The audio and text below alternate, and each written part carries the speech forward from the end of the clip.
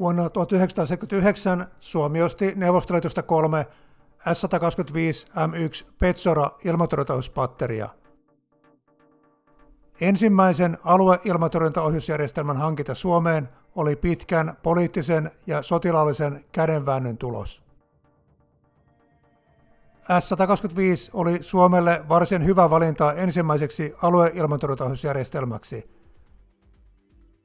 Se oli suhteellisen edullinen, mutta kuitenkin uskottavan suorituskykyinen. Sen avulla kasvatettiin teknistä tietotaitoa ja kehitettiin Suomen tarpeisiin sopivia taktiikoita.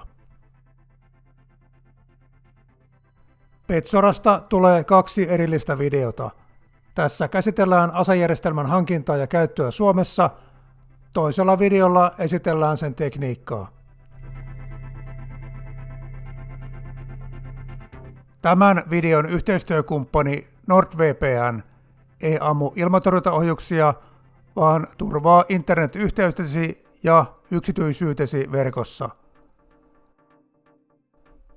VPN perusidea on lisätä nettiliikenteeseen yksi uusi suojakerros.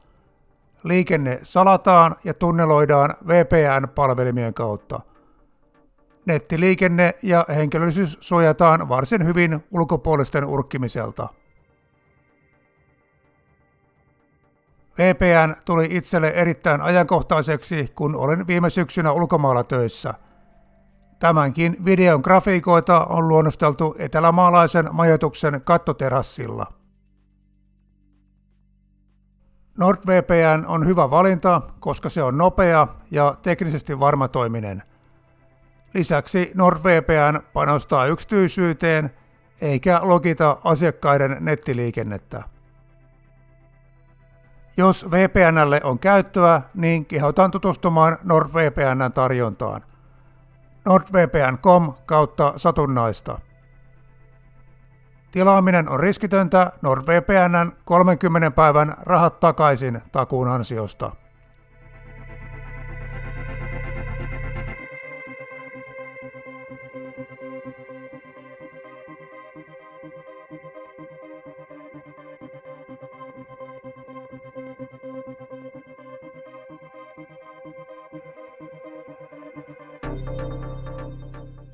Videon teknisinä neuvoina ovat toimineet Ilmatorjuntamuseon asiantuntijat.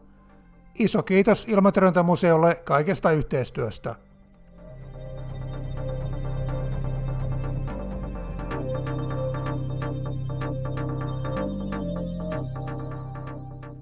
Kylmän sodan aikana Suomen asekaupat olivat monimutkaista poliittista peliä.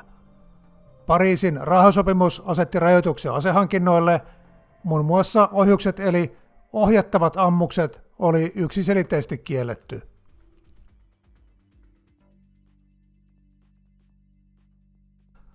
Vuonna 1961 noottikriisin yhteydessä Neuvostoliitto ilmoitti, että Suomen olisi hyvä laittaa ilmapuolustuksessa kuntoon ihan itse, muuten neuvostojoukot saapuvat maahan avustamaan asiassa. Tämä johti neuvotteluihin torjuntahävittäjien ja raskaiden ilmatorjuntaohjusten hankkimisesta Neuvostoliitosta tavarakauppana.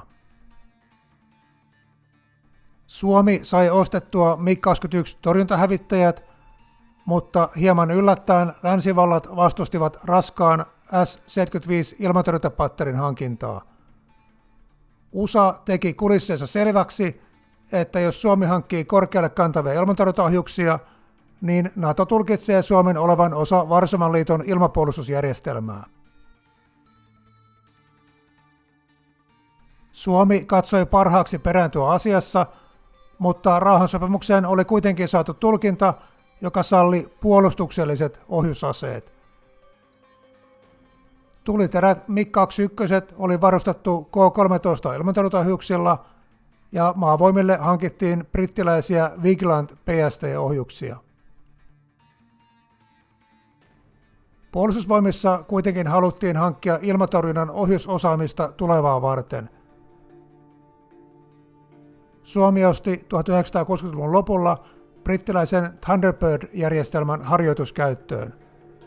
Asejärjestelmä siis hankittiin ilman varsinaisia aseita, mukana tuli pelkkiä harjoitusohjuksia.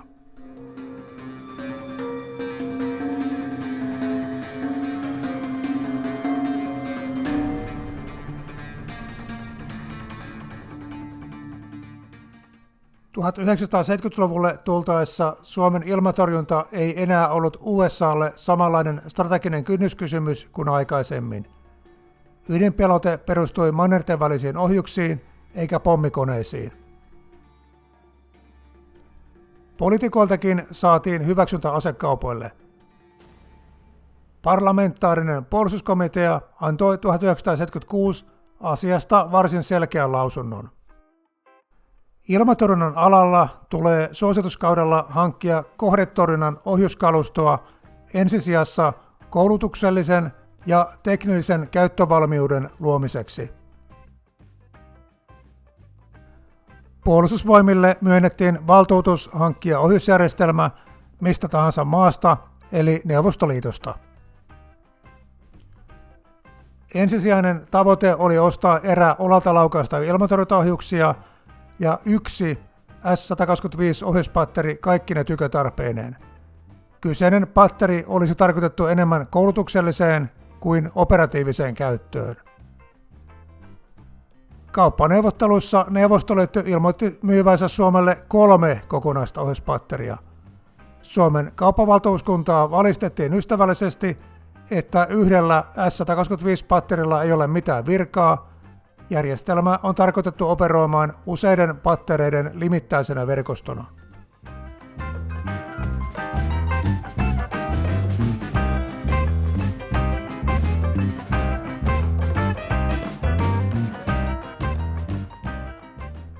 Suomeen saatiin ohjuksen uusimman mallin vientiversio S-125M1 Petsora. Ensimmäinen patteri saapui maahan joulukuussa 1979.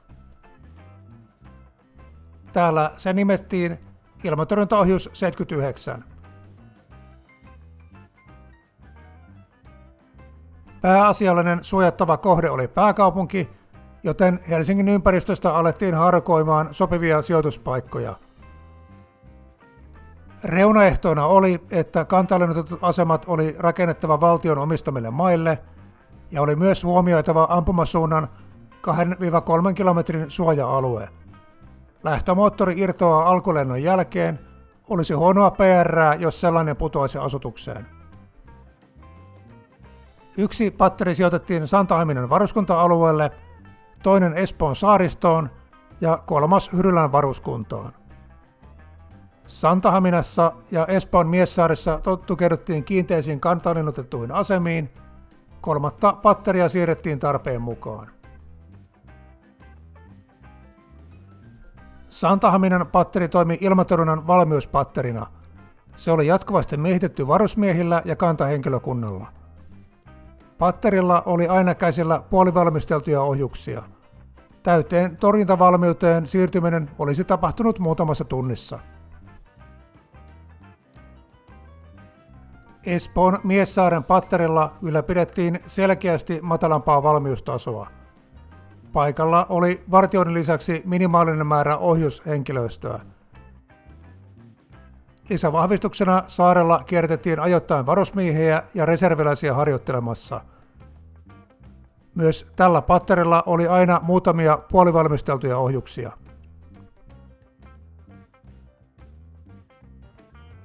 Miessaaren ohjuspatterin sijainti oli ei-julkista tietoa. Kovin suuri sotasalaisuus se ei ole voinut olla.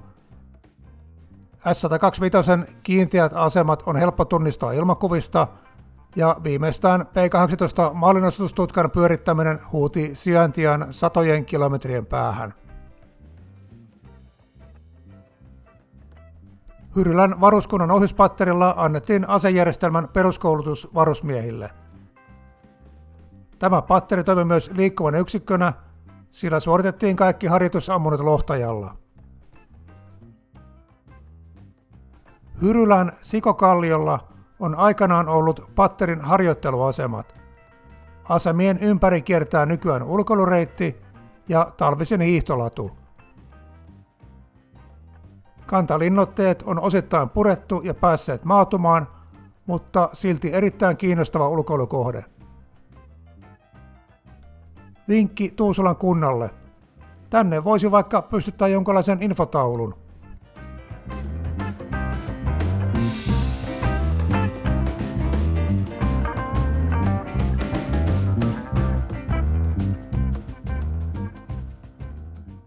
Petsora vaati paljon miehistöä.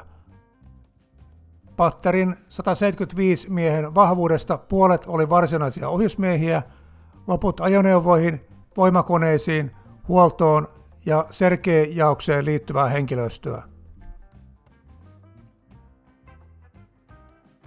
Kantahenkilökunnasta koottu koulutusosasto sai asejärjestelmän hankintaan kuuluvan 3 kuukauden perehdyskoulutuksen Odessassa syksyllä 1979. Jatkossa kantahenkilökunta koulutettiin Helsingin IT-rykmentissä työpaikkakoulutuksena. Riihimäen sähkötekninen koulu antoi opetusta P-15 ja P-18 tutkille.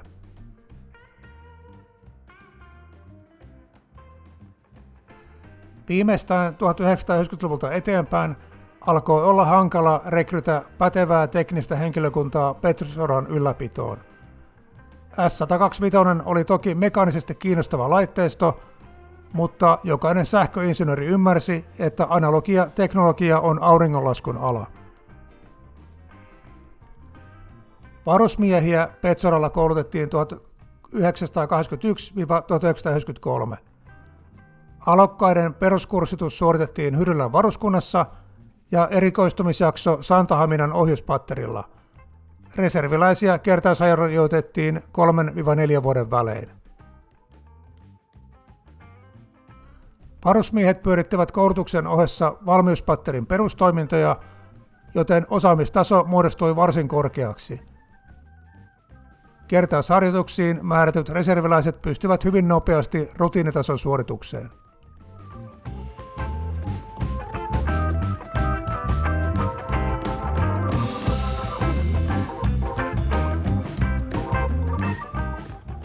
Petsoran ensimmäiset muutostyöt tehtiin heti vastaanoton jälkeen.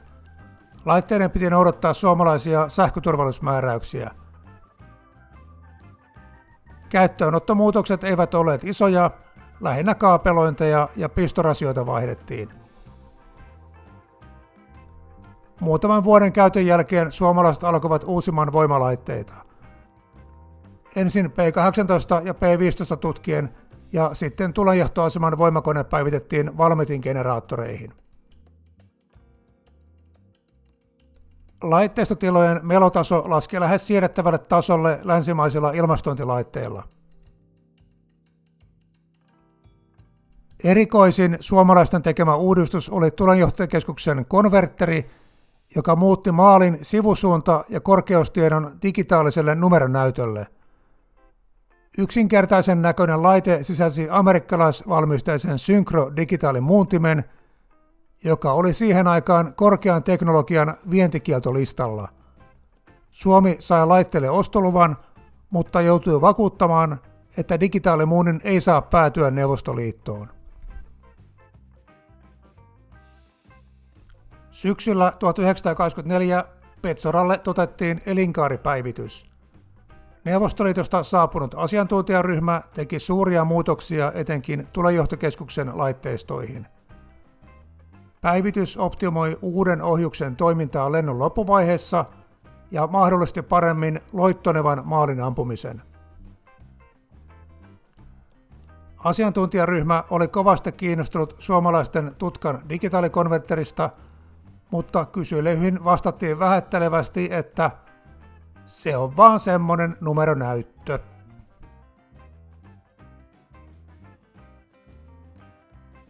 Merkittävin kotimainen hanke oli 1990-luvun alkuvuosina tehty laitteisto, joka muutti P-15 ja P-18 maalinosatustutkien mittaamat maalitiedot digitaalisiksi, jolloin tiedot saatiin lähetettyä yleiseen ilmavalvontatilannekuvaan. Järjestelmä oli teknisesti toimiva, mutta yhtä prototyyppiä enempää ei koskaan rakennettu.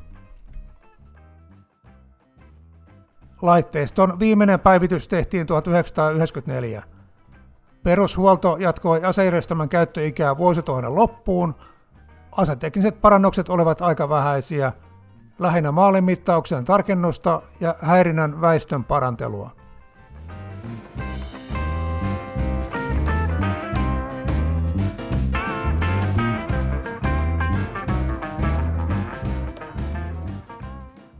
Petsora miehistön arkityö vaati sähköteknistä tietotaitoa, huolellisuutta, kärsivällisyyttä ja voimaa. Kaikki laitteet olivat isoja, painavia, meluisia ja rumia.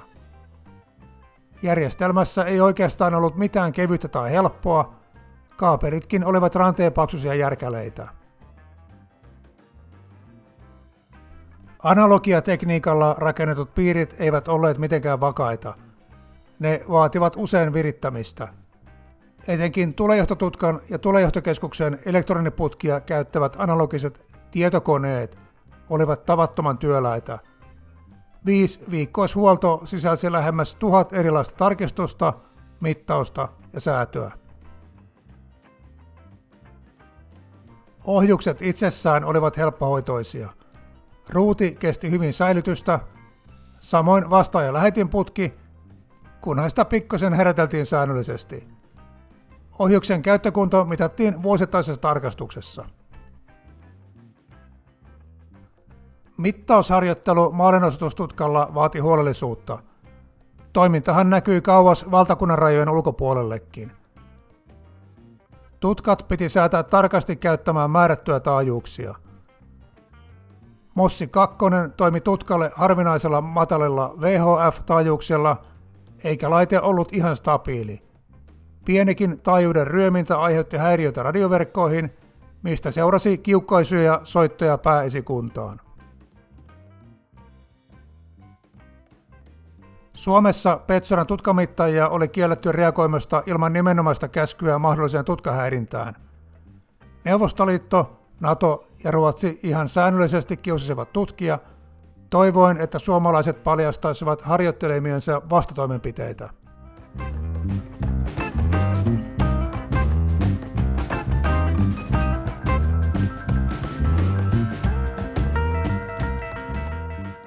Suomessa harkittiin ohjuspatterin hankkimista myös Pohjois-Suomeen. Muutamalla Petsora-patterilla ei kummoista aluetta Lapista olisi katettu, mutta sodanuhkatilanteessa ne olisivat olleet jonkinlainen pelote ylilentoja vastaan. Marraskuussa 1924 Helsingin IT-rykmentti ja Rovaniemen IT-patteristo järjestivät Kaamos-harjoituksen pohjoisessa Kaamosen harjoitusalueella. Pakkasta oli enemmän kuin riittävästi. Ohjusjärjestelmä ei ollut kylmästä moksiskaan, mutta Etelä-Suomen varuskunnan ajoneuvoilla ja miehistöllä oli lieviä toimintahaasteita kovimmissa keleissä. Suomalaiset olivat informoineet Itä- ja Länttä-harjoituksesta. Kaamasessa testattiin tekniikkaa ja osaamista, mutta haluttiin myös viestittää, että Suomi oli valmistautunut puolustamaan ilmatilansa myös pohjoisessa. Suomessa oltiin varsin tyytyväisiä onnistuneeseen harjoitukseen. Reilu kuukausi harjoituksen jälkeen Inarijärveen putosi Neuvostoliiton maaliohjus. Ajankohta oli varmastikin ihan sattumaa, tuskin liittyy mitenkään siihen, että suomalaiset olivat kuukautta aikaisemmin suurieleisesti esitelleet kykyään torjua risteilyohjuksia myös pohjoisessa. Sattuuhan sitä paremmissakin piireissä, että ohjuksia karkailee Jäämereltä Norjan yli Suomeen.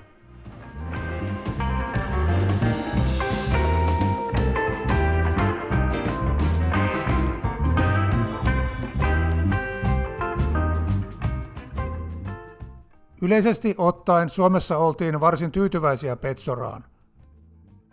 S-125 tarjosi suomalaisille hyvää oppia ohjusjärjestelmällä operoinnista. Se oli riittävän kyvykäs uskottavaan ilmatorjuntaan, mutta samalla riittävän yksinkertainen varusmieskäyttöön. Ito 79 oli aikanaan maavoimien teknisesti monimutkaisin asejärjestelmä. Se opetti, miten iso järjestelmä täytyy ottaa vastaan sekä kuinka koulutus ja huolto kannattaa järjestää. Suomessa tietenkin arvostettiin, että varsinaiset komento-ohjatut ohjukset olivat suhteellisen edullisia, eli niitä oli varaa ampua harjoituksissa. Suomessa laukaistiin 15 vuodessa 40 ohjusta, niistä vain 2 meni ohi maalin. Maalinosoitustutkija kierrätettiin monissa maavoimien ja ilmavoimien harjoituksissa, mikä kehitti yhteistyötä ja tietotaitoa monella tasolla. Puutteetkin toki tiedostettiin. Petsora oli kankea asejärjestelmä. Se voi tulittaa vain yhtä maalia kerrallaan, ja koko patteri sijoittuu pienelle alueelle tulejohtoaseman ympärille. S-125 oli siirrettävä, mutta liikkuvaksi sitä ei voinut kutsua. Patterin kasaaminen Marsista toimintakuntoon vei 6-12 tuntia. Tarvittava 40 ajoneuvon letka muistutti kaupungista toiseen siirtyvää sirkusta.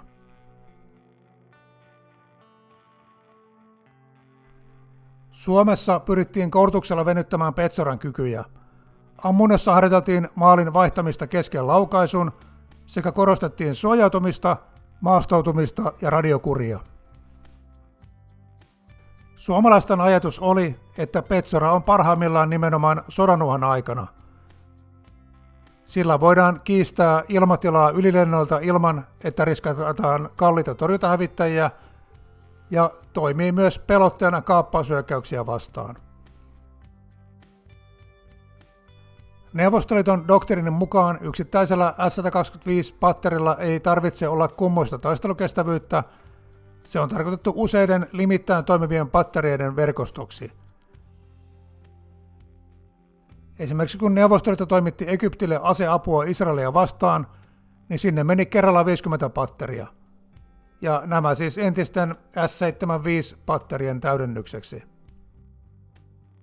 Suomella ei tietenkään vastaavaan olisi ollut ikinä varaa. Kriisien käyttöä varten pääkaupunkiseudun ympäristöstä oli katsottu useita vaihtoehtoisia sijoituspaikkoja. Paikallaan seisovan patterin sanottiin olevan ensimmäisen sotapäivän asejärjestelmä. Ohjuspatterit olisi suojattu linnoitteilla, naamioinnilla, lähi-ilmatorjunnalla ja valemaaleilla. Suomalaisten perustaktiikkaa olisi ollut pysytellä piilossa ja hiljaa. Patteri olisi seurannut yleistä ilmatilannevalvontakuvaa ja valinnut sopivan hetken, jolloin maalinosoitustutkat käynnistetään. Seuraajaksi hankittu Buk M1 sisälsi parannuksia Petsoran suurimpiin puutteisiin. Buk oli lähtökohtaisesti hajautettu, joustava, liikkuva, taistelukestävä ja vaikka mitä ilmatorjuntaohjusjärjestelmä. Bukkikin on Suomessa jo museoitu ja siirretty länsimaiseen digitaaliseen kalustoon. Mutta se oli kuitenkin Petsora, joka toi Suomen ilmatorjunnan uudelle aikakaudelle.